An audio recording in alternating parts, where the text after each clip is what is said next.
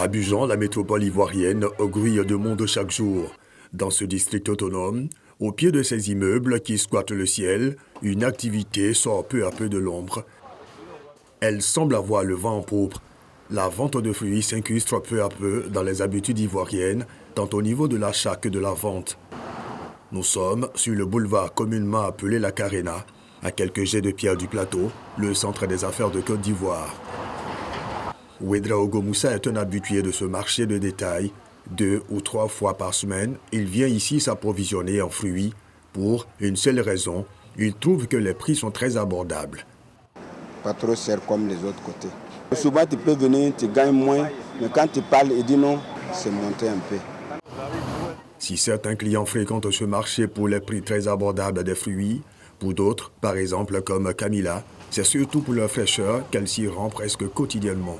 En ville, ça reste là-bas trop longtemps. Ici, ça vient frais et je pense que les qualités frais et les prix un peu moins. Avant, c'était beaucoup plus moins, mais maintenant, ils ont augmenté. À côté de ce marché de détail, un autre site refuse du monde. Nous sommes au marché de gros appelé marché de fruits et légumes Dominique Ouattara. Ici, plusieurs commerçantes comme Claudine trouvent les moyens de se prendre en charge et subvenir aux besoins de leurs familles respectives. Je vends manque. C'est ça, et me défendre un peu. Il n'y a rien de tel quoi. Il faut faire ça pour te défendre. Pas t'asseoir à la maison pour y aller, garçon, pour dire comme ça. Toi-même, il faut te défendre. On ne gagne pas beaucoup. C'est parce que dans 2 jours, la pluie. Donc quand on prend, ça gâte. Beaucoup. Beaucoup, c'est gâte. C'est papaye et avocat qui sont un peu maintenant dans 2 jours, là, un peu. Sinon les autres, la mangue, là, c'est ça. Ça gâte trop dans 2 jours. Là. C'est connu, les fruits sont des produits périssables, donc présentent plusieurs pertes, des sinistres pour les commerçantes.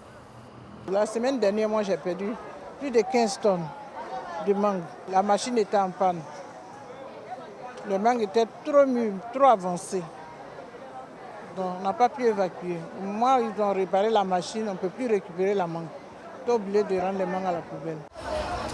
Le secteur de la vente des fruits en Côte d'Ivoire, bien que favorisant l'autonomisation des femmes, reste encore fragile au regard des pertes énormes constatées chez certaines commerçantes.